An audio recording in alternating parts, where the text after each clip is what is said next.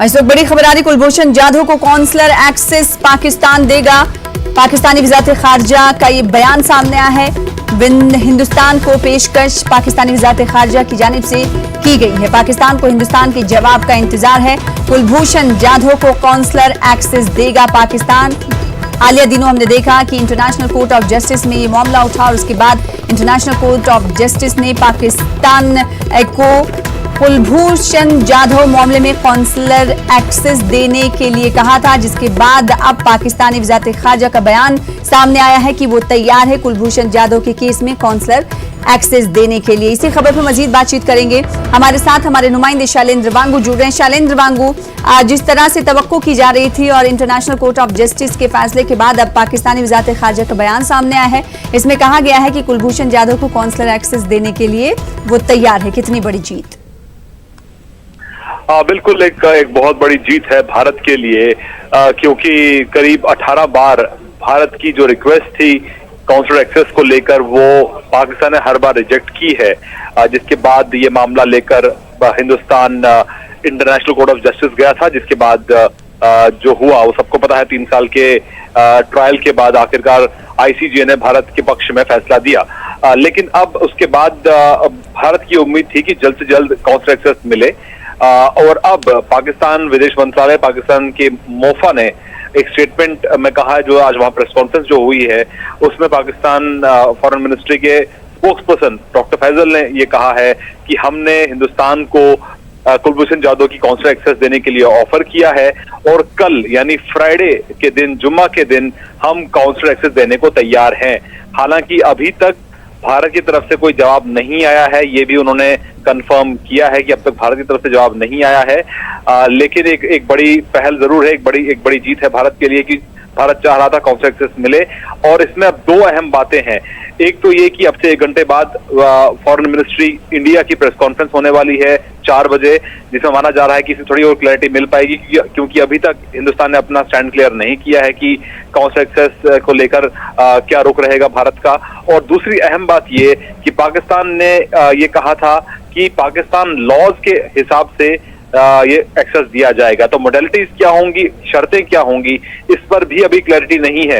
तो ऐसे में देखना ये होगा कि भारत जो है ये प्रपोजल को कैसे लेता है। अब से 1 घंटे बाद जब MEA की प्रेस कॉन्फ्रेंस होगी उसमें ये क्लियर हो पाएगा कि भारत का आखिर रुख क्या है, कि क्या वाकई में कल इंडियन ऑफिशियल्स जाकर मुलाकात कर पाएंगे कुलभूषण जाधव से या नहीं। हालांकि पिछले कुछ दिनों से लगातार हिंदुस्तान और पाकिस्तान काउंसलर एक्सेस को लेकर टच में बने हुए थे। जी शैलेंद्र वांगू, जिस तरीके से आपने कहा कि अब से 1 घंटे के बाद मिनिस्ट्री ऑफ एक्सटर्नल अफेयर्स की मीटिंग होने वाली है और इससे साफ हो जाएगा कि क्या कुछ इस काउंसलर एक्सेस को लेकर भारत का स्टैंड होता है और मौक़िफ़ होता है, क्या कुछ फैसले होते हैं, तो 1 घंटे के बाद पता चलेगा। लेकिन जिस तरीके से हमने देखा कि भारत की तरफ से, हिंदुस्तान की तरफ से 18 मरतबा कोशिशें की गई, जिसे पाकिस्तान नकारता रहा। ऐसे में हिंदुस्तान तो पूरी तरीके से तैयार है ना काउंसलर एक्सेस के लिए?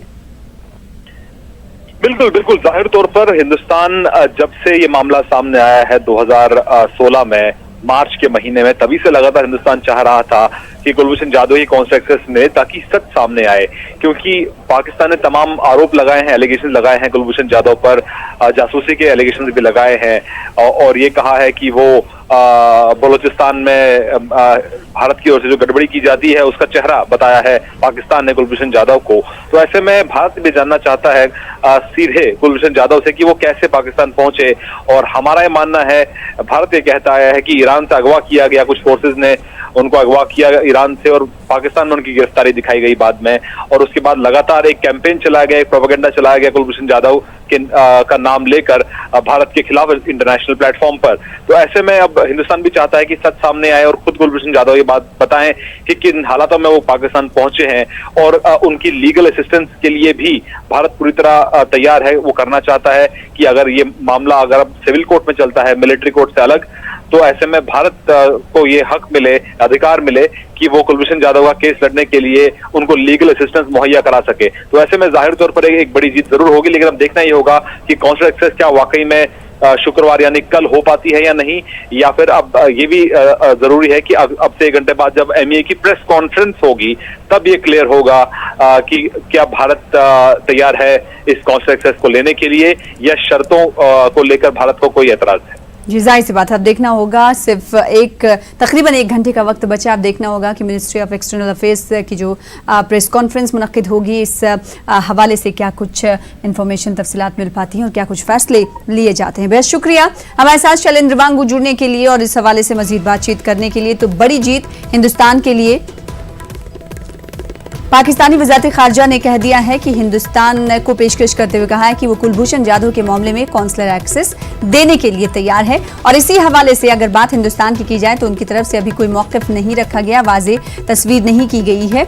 लेकिन 1 घंटे के बाद तकरीबन कहा जा रहा है कि 4 बजे इस हवाले से press conference ministry of external affairs की हो सकती है और क्या कुछ फैसला लिया जाना है, इस हवाले से भी प्रेस कॉन्फ्रेंस के बाद पता चल पाएगा कि हिंदुस्तान क्या कुछ मौक़िफ़ रखता है।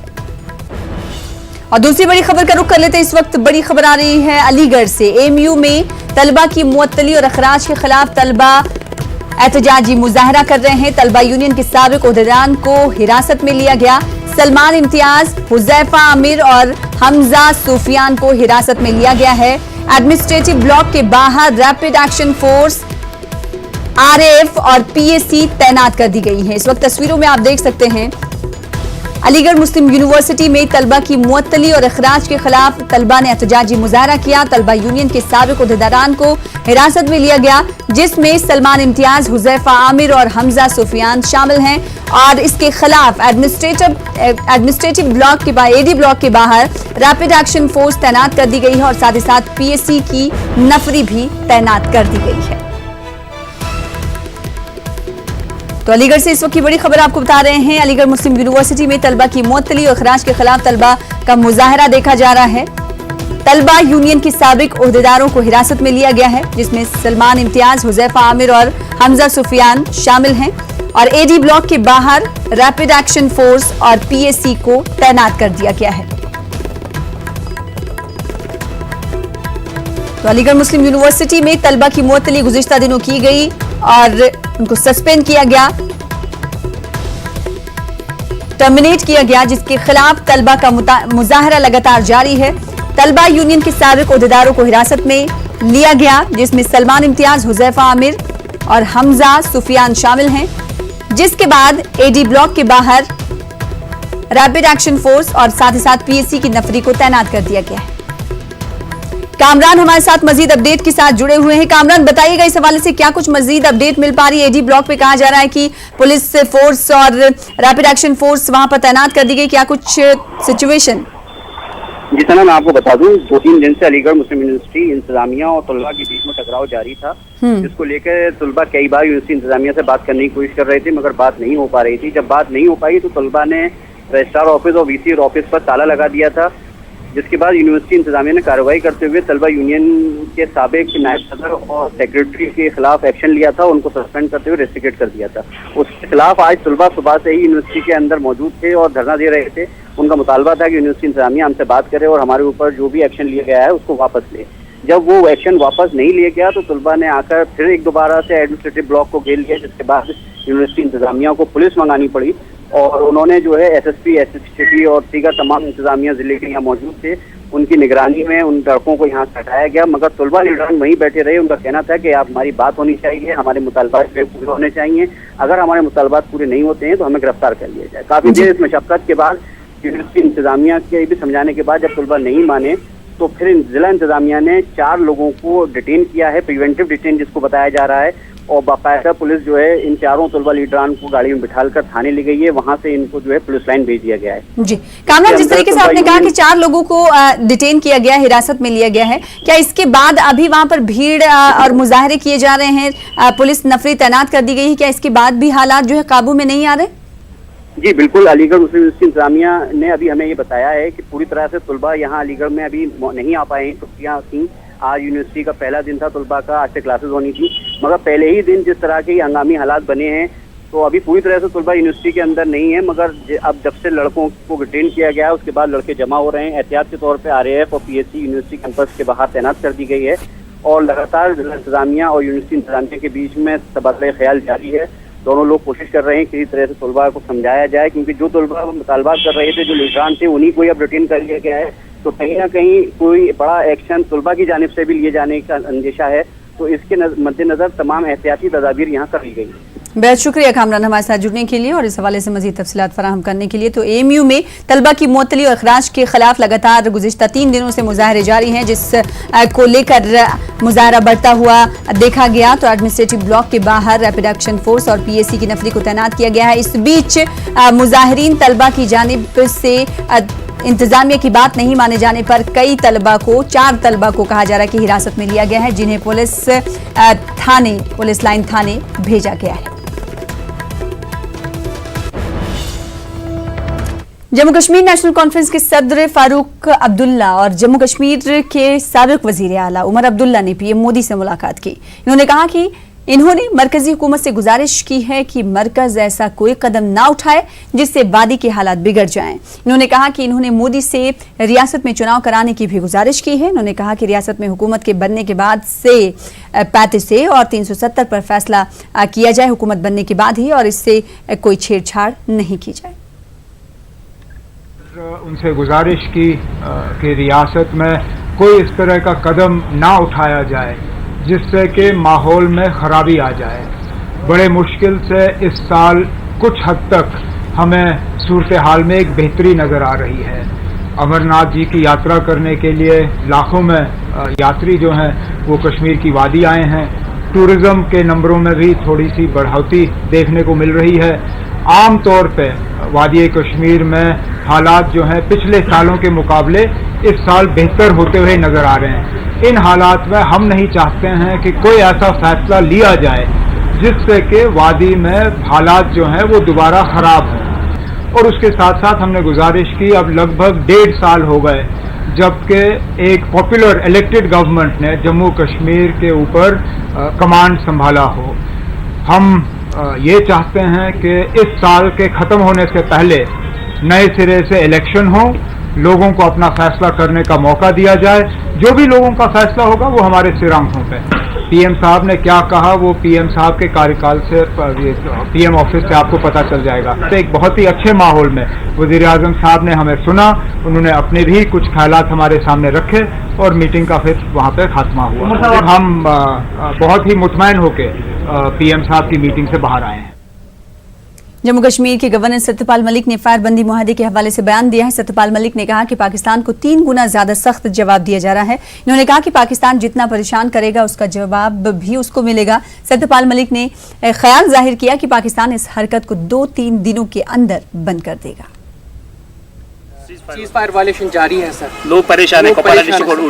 वो जितनी परेशानी हमें दे रहे हैं हम उससे 3 गुना उनको दे रहे हैं और मेरा ख्याल है वो 1-2 दिन में बंद कर दो। तो लोगों के पास बैंकर्स वगैरह नहीं है सर, वो उड़ी में लोग कह रहे हैं कि बंकर्स बहुत बने हैं, कहीं कहीं रह गए होंगे। बहुत बड़े पैमाने पे वॉर फुटिंग पे बंकर्स बनाए जा रहे हैं। सर क्या माने इलेक्शंस के लिए तैयारियां हो रही है?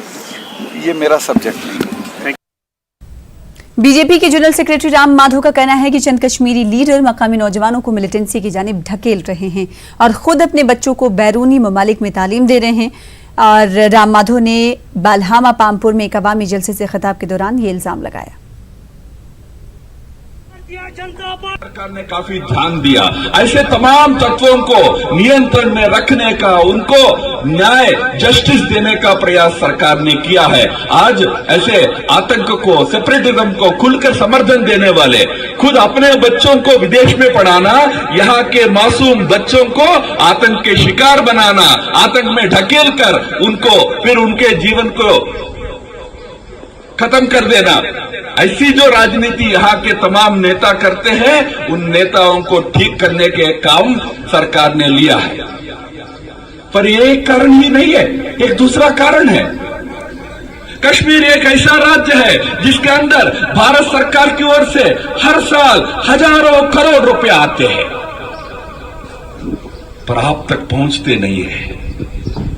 यहाँ के कुछ रूलिंग फैमिलीज वो सारे पैसे को कब्जा कर लेते हैं, उसको खा डालते हैं, खत्म कर देते हैं। उन्नाव इस्मत रेजी मामले में सुप्रीम कोर्ट ने अहकाम जारी कर दिए हैं। सुप्रीम कोर्ट ने सॉलिसिटर जनरल से रेप मुतासरा की सड़क हादसे की जांच 7 दिनों में पूरी करने को कहा है। अदालत ने इस्मत दरी मामले से जुड़े तमाम केस दिल्ली मुंतकिल करने का भी हुक्म दिया है। अदालत ने रेप मुतासरा को इलाज के लिए भी दिल्ली शिफ्ट करने का हुक्म दिया है।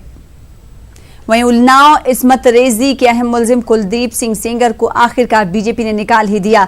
बीजेपी से उन्नाव के रुकने असेंबली सेंगर और उसके 10 साथियों के खिलाफ सीबीआई ने कत्ल की साजिश के इल्जाम में केस भी दर्ज किया था और उन्नाव रेप मुतासर के 3 सरकारी मुहाफिज जिनमें 2 खवातीन भी शामिल हैं उनको मुअत्तल कर दिया गया है। रेप मुतासर के सड़क हादसे के मौके पर इसकी हिफाजत के लिए तैनात सिक्योरिटी गार्ड गायब थे।